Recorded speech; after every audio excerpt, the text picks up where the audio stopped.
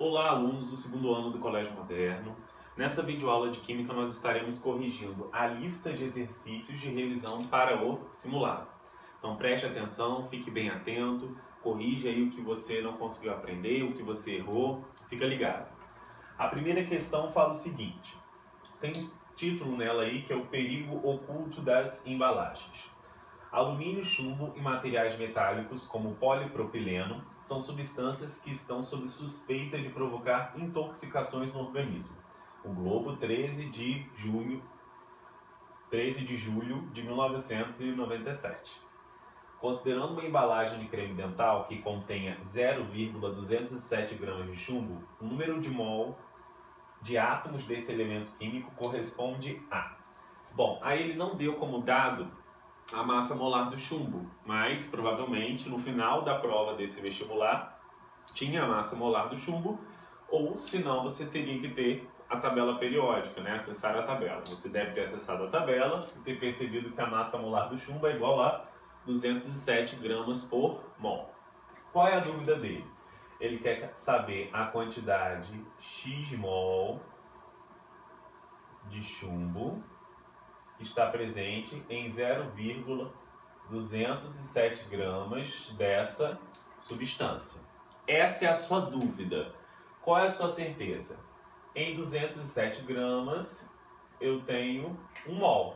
Então, 1 mol de PB possui 207 gramas, certo? Para descobrir o valor de x aqui, é só a gente entender o que aconteceu de 207 para 0,207. Bom, daqui para cá, vocês podem perceber que eu dividi por 1000. Eu andei 3 vezes com a vírgula para a esquerda. 1, 2, 3. Então, para achar o valor de x, é só dividir 1 por 1000 também. Então quer dizer que meu x vai ser igual a 0,001 mol de PB. Não tem essa alternativa aí, mas tem ela em notação científica. Então é só você transformar isso para notação científica, que é a mesma coisa que 1 vezes 10 a menos 3 mol de PB. Então, a alternativa correta nesse caso seria a minha letra A. Ok? Tranquilo? Sim? Bom, vamos para a próxima questão aí. A questão 2 diz o seguinte. O ferro é um metal essencial para a vida, responsável pela formação da hemoglobina, da mioglobina e de certas enzimas.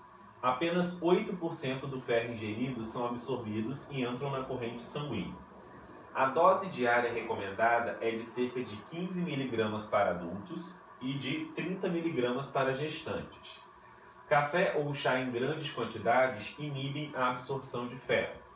O ferro ajuda no crescimento, promove a resistência às doenças, evita a fadiga, a anemia e garante uma boa tonalidade à pele.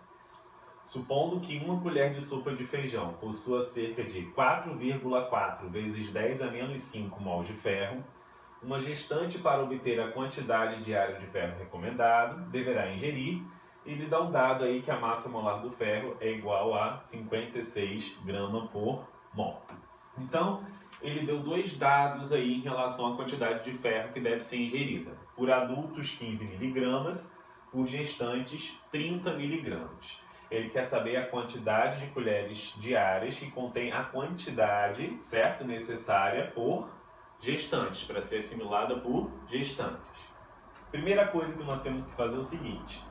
Ele deu a quantidade que existe em uma colher de sopa de feijão em mol, só que a quantidade diária é dada em miligrama. Então eu tenho que descobrir qual é a quantidade em miligrama que eu tenho em uma colher de sopa de feijão que está em mol. Bom, ele deu como dado aí, certo? Não anotei aqui, mas vou estar anotando agora, que a massa molar do ferro é igual a 56 gramas por mol, correto? Então, isso quer dizer que 1 mol de ferro possui 56 gramas, certo? Só que naquela colher eu não tenho 1 mol de ferro, eu tenho 4,4 vezes 10 a menos 5 mol de ferro. Essa quantidade em mol vai ter que quantidade x gramas. Bom, aqui eu multiplico meios por extremos para a gente evitar que a aula fique muito longa. Eu já fiz a continha aqui e vou olhar no meu rascunho. Meu x vai ser igual a 246,4 vezes 10 a menos 5 gramas, correto? Só que ele relacionou essa quantidade a ser absorvida por adultos e gestantes, e nós queremos a de gestantes, em miligrama. Como isso aqui está em grama, passar para miligrama é multiplicar por 1000. Multiplicar por 1000 é a mesma coisa que multiplicar por 10 ao cubo. Então quer dizer que meu x aqui vai ser igual a 246,4 vezes 10 a menos 2 miligramas, certo? Se eu tirar essa potência aí de base 10 negativa, com expoente negativo, eu vou ter que meu x vai ser igual a 2,464 miligramas. Então posso aproximar esse x para 2,5 miligramas. Então, essa é a quantidade que eu tenho em miligramas de ferro presente em uma colher. Qual vai ser a quantidade de colheres que vai ter 30 miligramas? É o nosso próximo cálculo. Então, uma colher possui 2,5 miligramas. 30 miligramas corresponderão a quantas colheres? X colheres. Fazendo a conta aí, vocês vão perceber que o x vai ser igual a 12 colheres.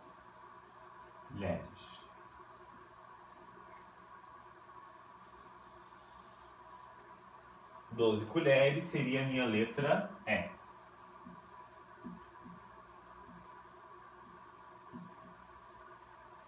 Correto, gente? Sim?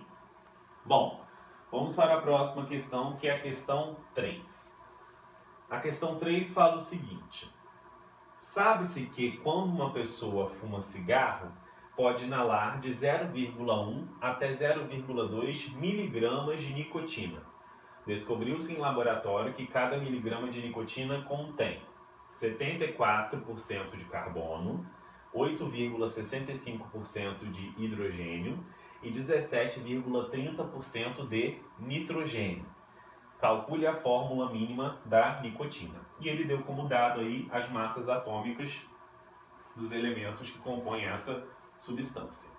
Bom, fórmula mínima. Existe um procedimento para calcular a fórmula mínima a partir da fórmula centesimal ou percentual, como é essa aí fornecida por ele. Primeira coisa que nós temos de fazer é pegar a porcentagem de cada elemento, certo? Que a gente vai fazer isso aqui agora. Deixa eu botar hidrogênio aqui.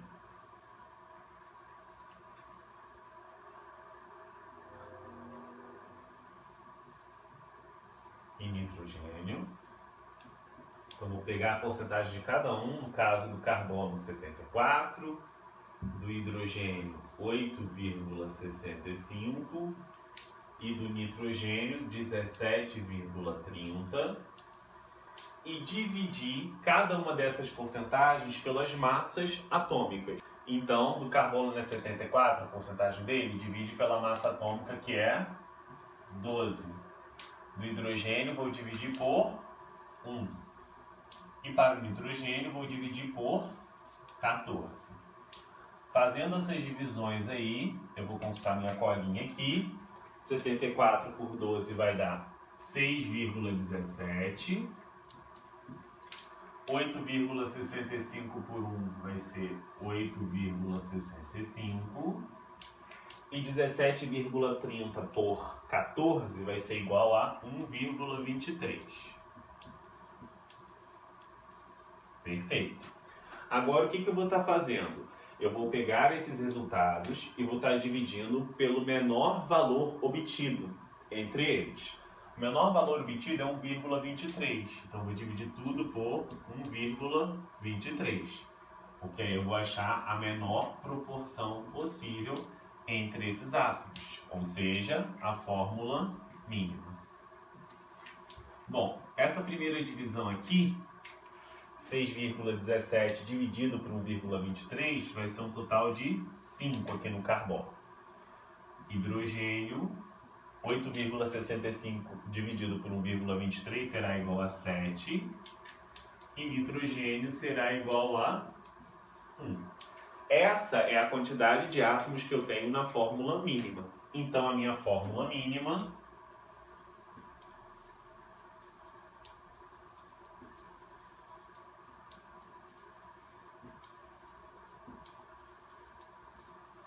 será igual a C5, H7, N. É a menor proporção que esses átomos se encontram. Bom, galera, então vamos resolver a quarta questão aí. A quarta questão fala o seguinte, acompanhe comigo a leitura. Um processo antigo, porém ainda hoje utilizado no tratamento da turbidez da água, consiste na adição de sulfato de alumínio e posterior ajuste do pH com barrilha, carbonato de sódio hidratado. Isto provoca a precipitação do alumínio como um gel volumoso de AlOH3, que arrasta consigo partículas em suspensão na água. A composição centesimal do sal de alumínio mencionado é, e ele dá as massas molares aí do alumínio, oxigênio e hidrogênio. Bom, o que acontece é que existe um errinho nessa questão, tá? As massas molares que deveriam ser dadas seriam do alumínio, enxofre e oxigênio. Então, ao invés de ter a massa do hidrogênio, teria que ter a massa do enxofre aí, tá bom? Outra coisa é que ele não dá a fórmula química do sal, mas isso não chega a ser um erro. Na minha prova, se caísse uma questão dessa, eu daria a fórmula química do sal para você que é do segundo ano. Fica tranquilo, tá bom? A fórmula química desse sal, do sal citado aí, o sulfato de alumínio, é a Al2SO4,3. Eu dou a fórmula química porque eu não estou cobrando a formulação de substâncias como sais para vocês agora. Eu estou cobrando se vocês conseguem entender o que é composição centesimal, tá bom, gente? Porque formulação de sais nós vimos lá no primeiro ano. Bom, quando eu quero a composição centesimal, eu quero saber qual é a porcentagem de cada elemento. E eu vou ter que relacionar o quanto de massa de cada elemento contribui com a massa total da substância. Então, a primeira coisa é fazer a massa total do Al2SO4,3. Vamos fazer aqui a massa total dele. Al2SO4,3. A massa do alumínio nós sabemos que é 27, como eu tenho 2 átomos vezes 2. A massa do enxofre é 32, como eu tenho 3 por causa desse parênteses aqui, vezes 3. E a massa de cada oxigênio é 16. Aqui eu tenho 4 vezes 3, 12 oxigênios. Então, vezes 12. Correto? Bom, então aqui o meu Al2SO4,3 vai ser igual a 54. Aqui 96. E 16 vezes 12 dá 192. Então quer dizer que o meu Al2SO4,3 será igual a 342 gramas por mol. Essa é a massa molar desse cara. Bom, então quer dizer que 342 gramas de Al2SO4,3 correspondem a 100%. É a massa total. Agora eu vou fazer a massa de cada elemento. Quanto que de alumínio tem nesses 342 gramas? 54. Então, 54 gramas de alumínio serão igual a X. X aqui vai ser igual, já fiz a continha, 15,79% de alumínio. O mesmo procedimento nós iremos fazer para os outros elementos que compõem essa substância. Agora vamos para o enxofre. 342 gramas de Al2SO4 correspondem a 100%. A quantidade de enxofre que eu tenho, 96 gramas. 96 gramas de enxofre será igual a X. Então quer dizer que meu X vai ser igual, já fiz a continha aqui, vai ser igual a 28,07% de enxofre. Agora nós vamos para o último elemento, que seria o oxigênio. Então, 342 gramas de Al2SO4 correspondem a 100%. 192 gramas, que é o que o oxigênio contribui, vai ser igual a X. O X aqui vai ser igual a 56,14% de oxigênio. Então quer dizer que a minha fórmula centesimal, a minha composição centesimal será alumínio 15,79%, enxofre 28,07% e oxigênio 56,14%. A alternativa que tem essas porcentagens, 15,79, 28,07 e 56,14, é a letra A.